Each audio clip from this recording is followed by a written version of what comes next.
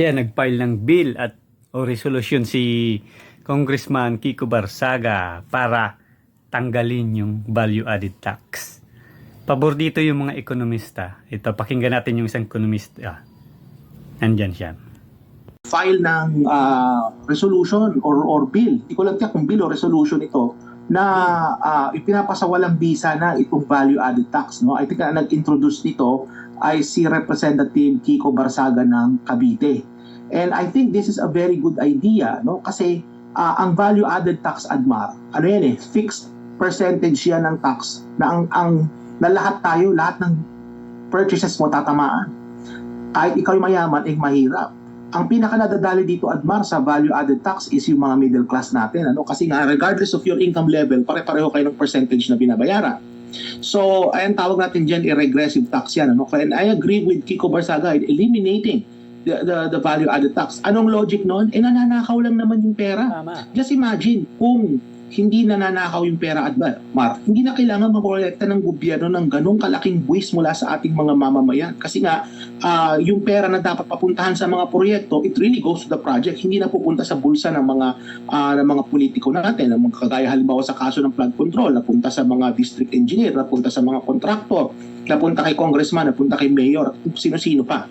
Kung walang graft and corruption sa isang bansa, at efficient ang gobyerno, hindi mo kailangan mangolekta ng ganong kalaking buwis. Kaya it's logical, no? Para may pakita talaga ng gobyerno na sila ay sincere sa taong bayan is to eliminate some of these taxes, kagaya halimbawa nung sa value added tax. And this is why I actually support yung panukala na yan ni Representative Barsaga, because I think that is the step in the right direction. Kasi nga, maniningil ka ng buwis na pupunta lang naman sa graft and corruption. I think if the government is sincere, no, in terms of gusto nilang linisin ang sistema, of course, nandiyan yung sa prosecution, yung pagkahabol, no, ng mga magnanakaw, pero they should also think about reforming yung ating tax system, kasi unfair nga naman, lalong-lalo na sa middle class, yung mga ganyang klaseng taxation system. Tama nga naman, dapat tanggalin na yung value added tax na yan. Nagpapahirap lang yan sa mga tao, lalong-lalo na sa mga manggagawa. Diba?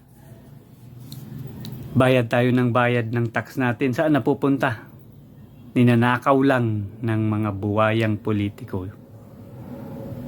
Nagpapayaman sa kanilang mga sarili. Yung napupunta sa mga projects na makakatulong sa mga tao, ilang porsyento lang. Mataas na yata yung 40% eh. Diba? Kung gusto talaga nilang tumulong na umangat yung kabuhayan ng mga tao, tanggalin na nila yan. Yung tax na yan. Napupunta lang sa mga magnanakaw na congressman, contractor, dyan sa DPWH, kunwari maggagawa ng mga projects, pero mga ghost projects pala, at mga substandard.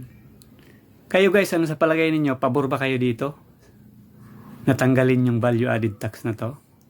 Sana magkatotoo, no? Nako, malaking bagay ito sa ating mga manggagawa at sa mamamayang Pilipino. Ayan. Paki-comment naman guys yung inyong saloobin tungkol dito. Babasahin natin yan. Maraming salamat.